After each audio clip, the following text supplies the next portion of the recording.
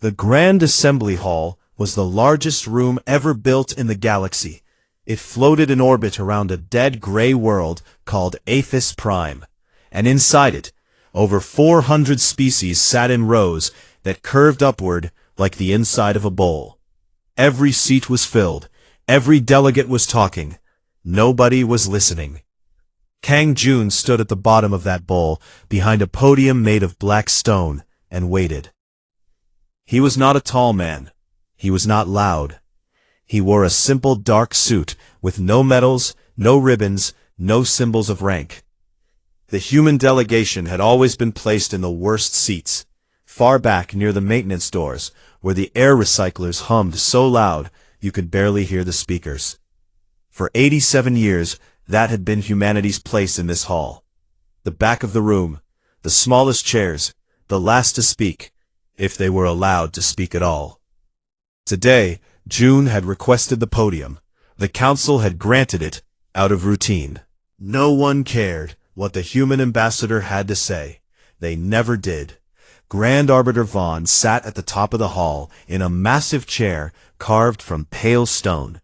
He was old, even by the standards of the Dreth, a species that lived for centuries. His skin was like cracked granite, and his eyes glowed faintly gold. He looked down at June the way a mountain looks down at a pebble. June touched the podium, and the hall's sound system carried his voice to every corner. 87 years ago, he began, humanity accepted an invitation to join the Galactic Council. We were told it was an honor. We were told we would be equals. A few delegates glanced his way. Most did not. We were not equals, June said. His voice was calm and steady, the way a river is steady before it reaches a cliff. We were given the lowest diplomatic rank. We were denied voting rights on every major resolution. We were excluded from the core trade pact. And when we asked why, we were told to be patient, that we were young, that our time would come. He paused. Somewhere in the upper rows, a Fenari delegate named Lisek leaned back in her chair and whispered something to her assistant. She was smiling. During that time, June continued, humanity built 40% of the logistical systems this council depends on. We designed and maintained the Internet, the communication network that connects every species in this room. We sent our doctors to 11 worlds during the Myrith Plague and saved 12 million lives. We sent our soldiers to the frontier and lost 9,000 of them defending borders that were not our own. The hall was getting quieter now. And for all of this, do you know what the Council's official records called our soldiers? Expendable auxiliary support. He let that sit in the silence for a moment. So today, I am here to make a simple announcement. June placed a single data chip on the podium. The United Earth government is withdrawing from the Galactic Council. Effective immediately. The silence broke like glass. Voices erupted across the hall. Delegates stood. Translators crackled and overlapped as hundreds of species tried to process what they had just heard. Grand Arbiter Vaughn raised one massive hand, and the noise dimmed, but did not stop. Ambassador Kang, Vaughn said, his voice like grinding stone, this is highly irregular. You cannot simply withdraw without a formal review period. We can, June said. Article 19 of the Council Charter allows any member species to withdraw with a 30-day transition period. We are invoking that article. The paperwork has already been filed. You are making a mistake, June said. Perhaps, June said, but it is ours to make. From the Fenari section, Lisek's smile had faded. She stood and called out, "And what of the systems you manage? The trade routes, the internet nodes?" June looked at her. "They are ours. We built them. We will take them with us when we leave. You have 30 standard days to find replacements." "You cannot be serious," Lisek said. "I have never been more serious about anything in my life," June replied. Commodore Barrack, the military commander of the Krail Dominion, stood from his section. He was broad and armored even in the diplomatic hall, and his voice was a low growl. "Let them go," he said to the room. "They are a minor species throwing a tantrum. The galaxy will not notice their absence." June looked at Barrick for a long moment, and something passed across his face. Not anger, not sadness, but something quiet and final. He simply nodded, picked up his data chip, and stepped away from the podium. The human delegation, all 12 of them, stood and walked out of the Grand Assembly Hall. Their footsteps echoed in the sudden stillness. No one tried to stop them. 12,000 light-years away, aboard the mobile station called the Baekdu, Admiral Yoon Hana received a one-word message from June. Done. She turned to her bridge crew. "Begin Operation Homecoming," she said. "All human personnel across Council space are to start withdrawal procedures. Engineering teams, medical staff, military units, logistics operators, everyone comes home." Park Tae, the chief engineer, looked up from his console. "The internet severing protocols are ready. Once I start, there is no quiet way to do it. They will feel it everywhere." Hana met his eyes. "Start." Tae nodded and pressed a sequence of commands. Deep in the network that connected 1,000 worlds, the first node blinked off. Shin Nari, the intelligence director, watched the feeds from her darkened office aboard the Baekdu. She had agents on 40 worlds, and every one of them was reporting the same thing: confusion, disbelief, and the first faint tremors of panic. She allowed herself a small, tired smile. They had warned the Council. For years, they had warned them. Nobody had listened. Back in the Grand Assembly Hall, the delegates argued and shouted and blamed each other for what had just happened. But in the far corner of the room, a Mirath scholar named Olvani sat perfectly still. She was small and pale, with large dark eyes that saw more than most. She had spent her career studying humanity, their history, their wars, their strange and stubborn kindness. She looked at the empty seats where the human delegation had been, and she felt something cold settle in her chest. Not surprise, not anger, fear. She whispered to herself, so quietly that no one heard, "They have no idea what they have just lost." And far above the dead gray world of Aethys Prime, a single human transport ship broke orbit and pointed itself toward home. The first of many. The exodus had begun. For the first week, the galaxy laughed. News channels across 100 worlds ran the same story. The humans had left the Galactic Council, and it was funny. Commentators from the Fenari networks called it a childish protest. Krail military analysts said humanity had removed itself from relevance. Grand Arbiter Vaughn gave a public address in which he expressed regret over the departure, but assured every species that the Council was strong, stable, and did not need humans to function. "They will come back," Vaughn said, and his voice carried the absolute confidence of someone who had been wrong before but had never been told. "They always come back. Where else would they go?" On the Baekdu, Admiral Yoon Hana watched the broadcast in silence. Park Tae stood beside her, holding a data tablet that showed a long list of systems scheduled for shutdown. He looked at her and raised an eyebrow. "Let them laugh. They will stop soon enough." The first signs appeared on day 4. A cargo hub in the Fenari trade corridor went dark. It was a small station, just a transfer point where goods from dozens of worlds were sorted, labeled, and sent to their destinations. Humans had designed the sorting system. Humans had written the routing software. Humans had maintained the machines for 60 years. When the last human engineer locked the door behind her and boarded a shuttle home, nobody knew how to turn the system back on. Within 2 days, 300 cargo shipments were lost in the system. Perishable medicines meant for a border colony rotted in a docking bay. Lisek received 17 angry calls from trade partners in a single afternoon. She told them all the same thing. It would be fixed soon. She had no idea how. By day 10, the internet began to fail. The internet was not just a communication network. It was the nervous system of galactic civilization. Every species used it for everything: trade, diplomacy, navigation, military coordination, medical data sharing, even entertainment.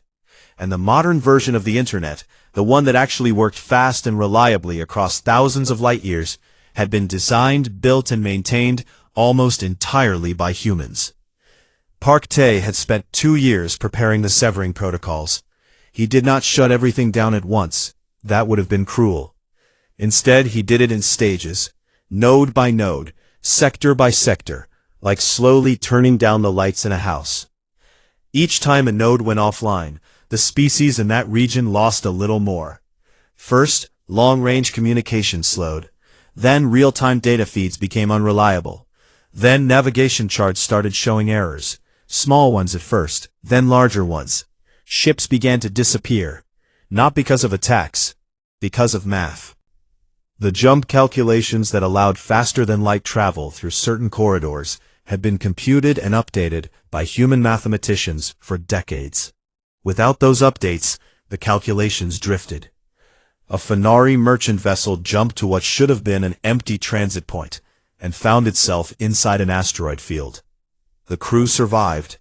Others did not. On the Baekdu, Lieutenant Lee Do-hoon watched the casualty reports come in and felt sick. He was 26 years old, newly assigned, and he had believed in the mission when it started. He still believed in it. But watching people die because the math was wrong, that was harder to swallow than he had expected. "We warned them," Park Tae told him, not unkindly. "We gave them 30 days. We offered to train replacements. They laughed at us." "I know," Do-hoon said. "It still feels wrong." Tae looked at him for a long time. "It should feel wrong. The day it stops feeling wrong is the day we become like them." By day 18, the economy of half the galaxy was in free fall. The Fenari currency, once the most stable in Council space, dropped 18% in 5 days. Trade routes that had been safe and efficient for decades became dangerous and slow. Species that had relied on human-managed supply chains for basic resources, food, fuel, medical supplies, found themselves with empty shelves and no one to call. Lisek, desperate, sent secret envoys to Earth. She offered generous terms, full trade access, diplomatic upgrades, even a formal apology. Shin Nari's intelligence network intercepted every envoy before they reached the solar system. Some were given false coordinates and spent days flying in circles. Others were politely turned away at the border. "She is not sorry," Nari told Hana. "She is scared. There is a difference." Human-run hospitals on 11 worlds began to close. For decades, humanity had provided the majority of cross-species medical care in Council space. Human doctors had developed treatments for diseases that affected species they had never even met. They had done it because it needed to be done, and nobody else was doing it. Now, one by one, the hospitals emptied. Human staff packed their equipment and boarded transport ships.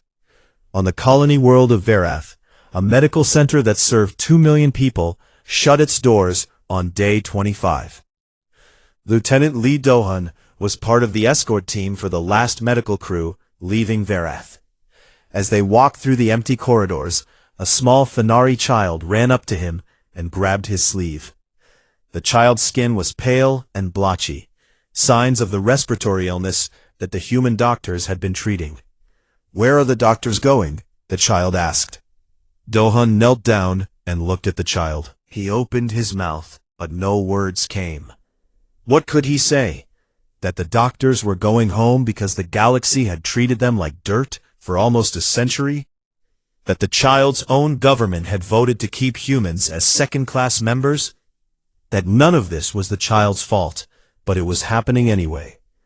He put his hand gently on the child's shoulder. "Someone will come to help you," he said. He did not know if it was true. On the shuttle ride back to the Baekdu, Do-hoon sat alone and stared at the wall. Shin Nari found him there an hour later. She did not say anything, She just sat beside him in the silence, and that was enough. On day 29, Grand Arbiter Vaughn convened an emergency session of the Galactic Council. The hall that had been full of laughter a month ago was now full of fear. Delegates screamed at each other. The Fenari blamed the Krail for provoking the humans. The Krail blamed the Fenari for exploiting them. Smaller species blamed everyone. 3 delegations walked out in the first hour. Vaughn sat in his great stone chair and watched it all. His golden eyes were dim. His advisors leaned close and whispered urgent things, but he barely heard them. Finally, when the shouting died down, Vaughn spoke. His voice was quieter than anyone had ever heard it. "We may have miscalculated," he said, and somewhere out in the cold black space between the stars, the last human ship crossed the border of Council territory and entered sovereign Earth space. The lights behind it went dark, one by one, like candles blown out by a wind that would not stop. Olvani, the Mirith scholar, stood at the window of her small apartment on a station near the border and watched that last light disappear. She pressed her hand against the glass. "Come back," she whispered, but the stars did not answer. It took exactly 41 days after humanity's departure for the first war to begin. The Krail Dominion had always been hungry. They were a species built for conquest, tall, heavy-boned, covered in thick armor-like skin that could stop a blade. Their culture valued strength above all things, and their military was the second largest in Council space. It had always been the second largest, because the largest had been humanity's, though no one had ever realized it. With the humans gone, Commodore Barrack saw an open door. The neutral corridor was a stretch of space between Krail territory and the Outer Rim, home to a dozen smaller species who had never been strong enough to protect themselves. For decades, human patrol ships had kept the corridor safe. Human diplomats had negotiated the treaties that kept the Krail from crossing the border. Human intelligence agents had watched every move Barrack made, and made sure he knew they were watching. Now, no one was watching. On the 41st day, Krail warships crossed into 3 neutral systems. They called it a security operation. They said they were protecting the region from piracy that had only appeared because the humans who used to stop it were gone. It was a lie, and everyone knew it was a lie. But knowing and stopping are 2 very different things. The Oshan were the first to suffer. They were an aquatic species, gentle, artistic, with no military to speak of. Their homeworld was a blue-green jewel of oceans and floating cities, and it sat directly in the path of Barrack's expansion. The Oshan ambassador went before the Galactic Council and begged for help. His voice broke as he described Krail warships in orbit around his colonies, Krail soldiers on his people's stations, Krail flags planted on moons that had been peaceful for 300 years. Grand Arbiter Vaughn condemned the Krail Dominion. He used strong words. He called it unacceptable aggression and demanded an immediate withdrawal. Barrack listened to the condemnation, smiled with all of his teeth, and did nothing. What could the Council do? Their military coordination depended on human-maintained systems that no longer existed. Their fleet was scattered, confused, and unable to organize a joint response. Vaughn's words echoed in the empty hall and died there. Meanwhile, the rest of Council space was falling into its own kind of war. Without human security forces, piracy had exploded along every major trade lane. Criminal organizations that humans had spent decades suppressing came back overnight, stronger and more violent than before. Lissek's trade convoys were attacked so often that she began hiring mercenaries for protection, which only brought more violence, because the mercenaries were sometimes worse than the pirates. On the Baekdu, Shin Nari briefed the command staff. She stood in front of a holographic map of the galaxy, and the map was covered in red markers, each one a conflict, a crisis, a point of collapse. The Krail are not just expanding, Nari said, her voice flat and precise. They are preparing a full-scale invasion of the ocean homeworld. Our intelligence indicates they will move within 60 days. If they take the ocean system, they will control the entire neutral corridor. After that, the smaller species in the region will have no choice but to submit or be destroyed.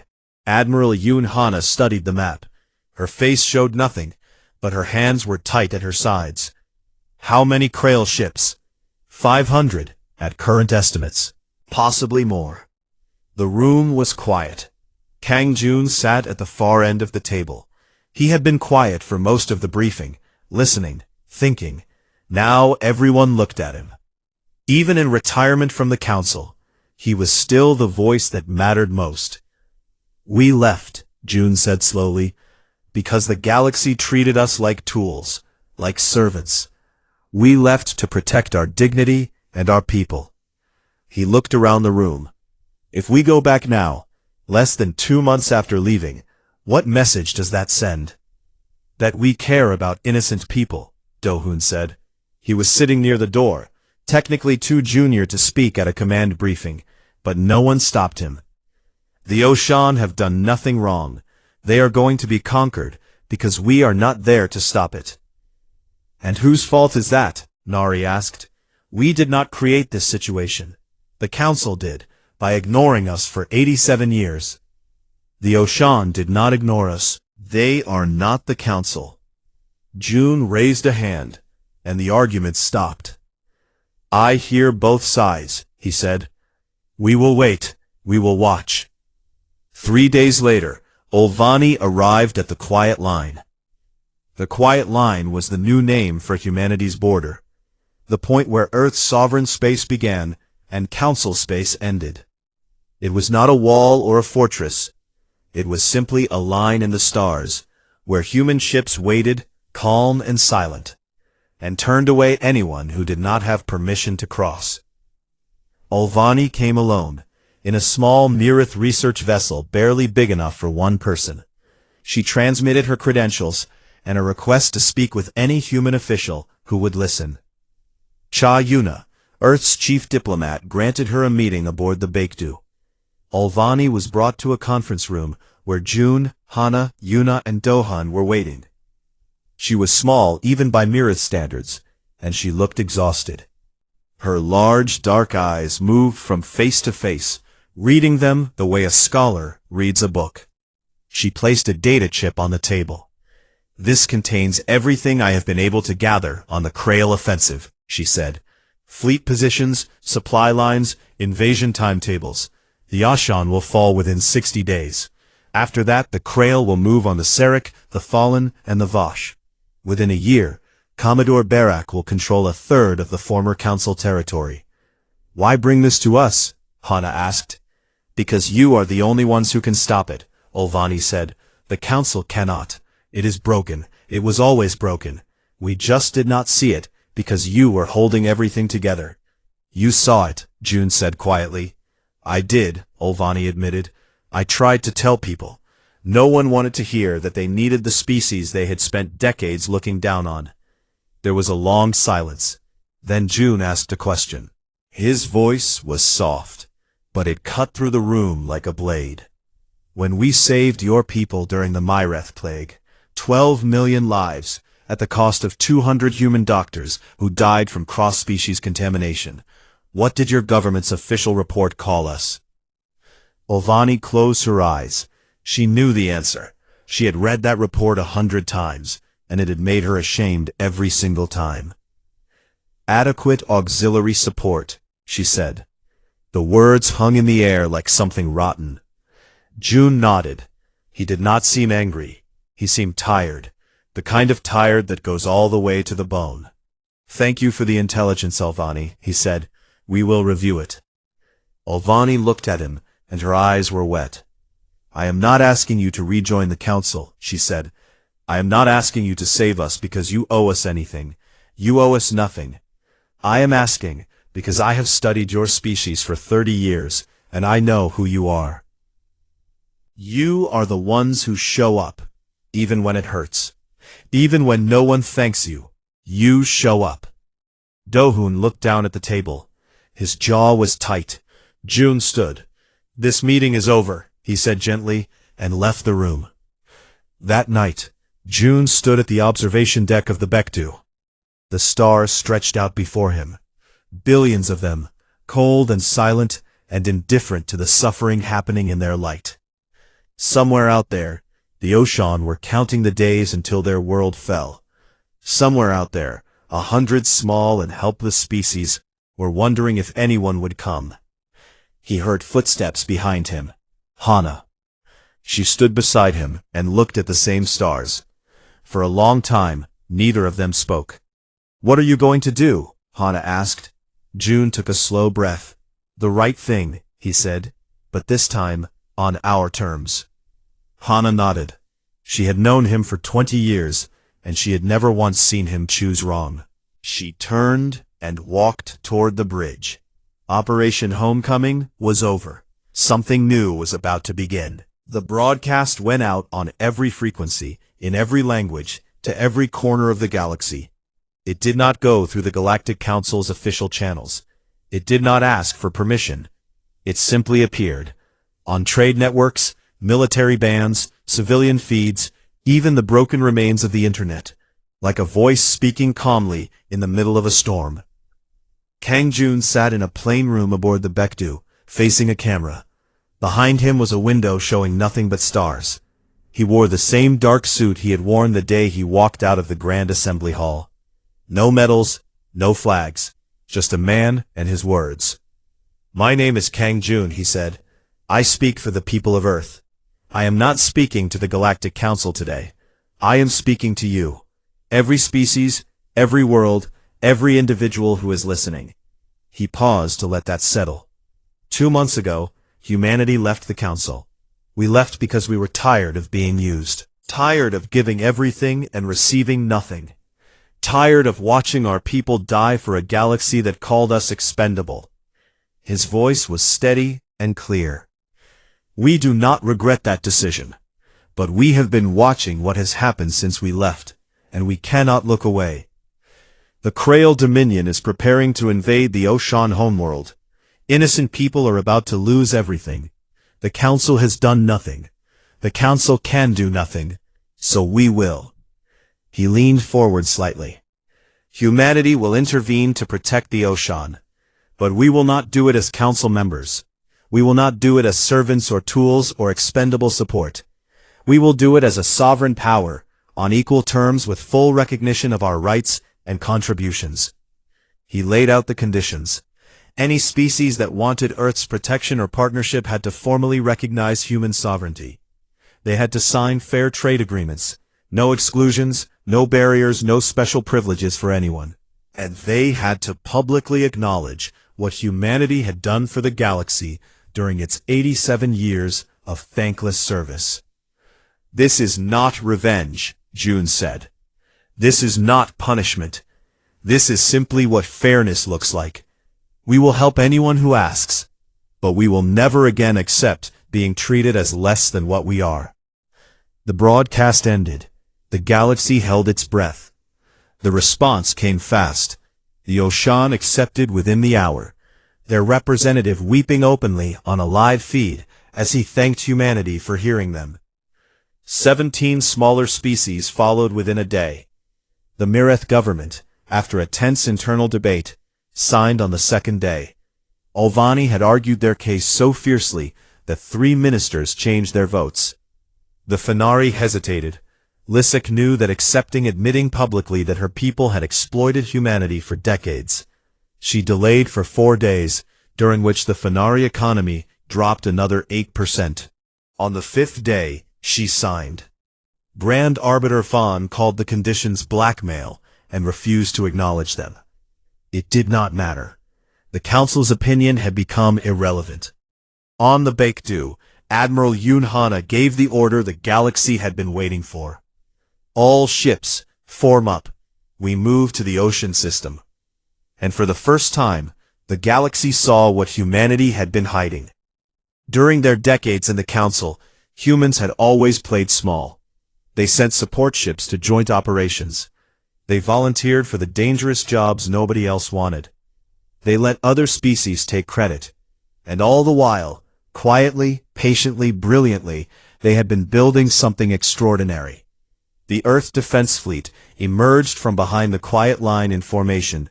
200 warships, moving in perfect sync, their hulls dark and angular, and covered in technology that no other species had ever seen. At the center of the formation was the Baekdu itself, a mobile station the size of a small moon, bristling with arrays and launchers that made the most advanced Council warship look like a toy. Park Tae had spent 20 years building this fleet. Gravity pulse drives that allowed mid-combat repositioning, adaptive shield matrices that learned from enemy fire and adjusted in real time, quantum lock targeting systems that could hit a moving object the size of a coin from half a light year away. Every ship was a masterwork, and there were 200 of them. Commodore Barrack received the reports from his scouts, and for the first time in his military career, felt something cold in his chest. He had 500 ships. The humans had 200. By the numbers, he should win easily. But the numbers meant nothing if the technology was this far apart. Still, Derek was Krail. Retreat was not in his vocabulary. The two fleets met in the space above the Ocean homeworld, in a region called the Ocean Reach, a beautiful stretch of space filled with ice rings and pale blue light from the ocean sun. It was a terrible place for a battle, and a beautiful place to die. Barrack opened communications. "Human Admiral," he said, his voice a low rumble. "You are outnumbered. Withdraw, and we will allow you to leave in peace." Hana looked at the view screen from her command chair. She did not smile. "Commodore," she said, "I have been fighting since I was 19 years old. I have buried friends on worlds whose names you cannot pronounce. I did not come here to leave in peace. I came here to make sure the Ocean do." The Battle of the Ocean Reach lasted 6 hours. It should not have lasted that long. Park Tae's technology was so far ahead of the Krail fleet that the first volley disabled 30 enemy ships before they could return fire. The adaptive shields absorbed Krail weapons like water-absorbing stones. The gravity pulse drives let human ships appear behind enemy lines, fire, and vanish before the Krail could react. But Barrack was not a fool. He adapted. He spread his fleet wide, used his numbers to create overlapping fields of fire, and targeted the smaller human ships in groups of 10. Human vessels took damage. Human crews were injured. The battle was not effortless, and Hana made sure everyone remembered that. Lieutenant Lee Do-hun commanded a strike squadron of 12 fast attack ships. His mission was simple: get to Barrack's flagship and disable it. Not destroy it. Disable it. Hana had been very clear about that. Do-hun's squadron punched through 3 layers of Krail defense ships, losing 2 of their own in the process. His hands were shaking on the controls, his heart hammering, his mouth dry. He was scared. Courage was not the absence of fear. It was doing the job anyway. They reached the flagship. It was enormous, a black mountain of metal and weapons, and it was firing everything it had. Do-hun's squadron split into 2 groups, flanking the ship, targeting its engines and communication arrays with precision strikes. The quantum lock targeting did its work. Every shot landed exactly where it needed to. The flagship went dark. Its engines died. Its weapons powered down. It drifted, silent and broken, in the pale blue light of the ocean sun. Do-hun had a clear shot at the reactor. 1 torpedo would end it, would kill Barrack and his entire command crew. His finger hovered over the trigger. Hana's voice came through his earpiece, calm and certain. "Stand down, Captain. We are not here to destroy. We are here to make a point." "Understood, Admiral." The remaining Krail fleet, seeing their flagship disabled and their Commodore captured, broke formation and retreated. Some surrendered, Some ran. None of them fought to the death because for all their talk of glory, they understood what they were facing. This was not a battle anymore. It was a lesson. The Ocean homeworld was saved. In the hours that followed, Cha Yuna opened formal negotiations with 90 species. Olvani served as an intermediary, translating not just languages, but cultures, helping alien diplomats understand that humanity was not demanding submission. They were demanding respect. There was a difference, and Olvani made sure everyone understood it. And then, Shin-Nari played her final card. She released the files. Decades of classified council documents, internal memos, secret resolutions, private votes, all proving that the council had deliberately held humanity back. There were resolutions to limit human technology exports, votes to keep humans at the lowest diplomatic rank despite their contributions, internal reports describing humanity as useful but dangerous, and recommending policies to ensure they never gained enough influence to challenge established hierarchies. The files spread across the galaxy like wildfire. Every species saw them. Every species understood what they meant. The Council had not just failed humanity, it had actively conspired against them. Grand Arbiter Vaughn sat alone in his chambers and read the files on a private screen. His own signature was on 12 of the documents. He had signed them without hesitation, because at the time, keeping humanity small had seemed like common sense. They were young. They were aggressive. They were too capable for comfort. He stared at his own name on the screen and finally understood the weight of what he had done. "We created this," he whispered to the empty room, and the room, like the galaxy, offered him no comfort. 1 year passed, and the galaxy was not the same. The Galactic Council still existed, but it was a hollow thing now, a building with no foundation, a name with no power behind it. Grand Arbiter Vaughn had resigned 3 months after the Battle of the Ocean Reach. He left quietly, without ceremony, without a farewell speech. One morning his chair was simply empty, and no one came to fill it. 40 species had formally withdrawn from the council, and more were leaving every month. The hall that had once held 400 delegations now held less than half that number, and the ones who remained spent most of their time arguing about who was responsible for the collapse. In its place, something new had grown. The Sovereign Worlds Accord was not a council. It was not an empire. It was, as Kang Jun had described it in the founding document, a conversation between equals. Every species that joined received 1 seat and 1 vote, regardless of how old they were, how powerful their military was, or how large their territory stretched. There were no junior members. There were no senior members. There was only the table, and everyone sat at the same height. June had insisted, firmly and repeatedly, that Earth would not lead the Accord. Humanity would hold 1 seat, 1 vote, just like everyone else. Some species found this confusing. They had expected humans to seize control, to build an empire on the ruins of the Council, to become the new masters of the galaxy. When they did not, it confused some and inspired others. But everyone noticed that the systems holding the Accord together were human. The communication network, rebuilt by Park Tae from the ground up, was faster, more reliable, and more secure than the old internet had ever been. Tae had designed it as an open system, one that no single species could control or shut down. He released the source code to every member world, and when a young Fenari engineer found a way to make it even faster, Tae sent her a personal message of congratulations and asked if she wanted a job. Cha Yuna wrote the founding charter of the Accord.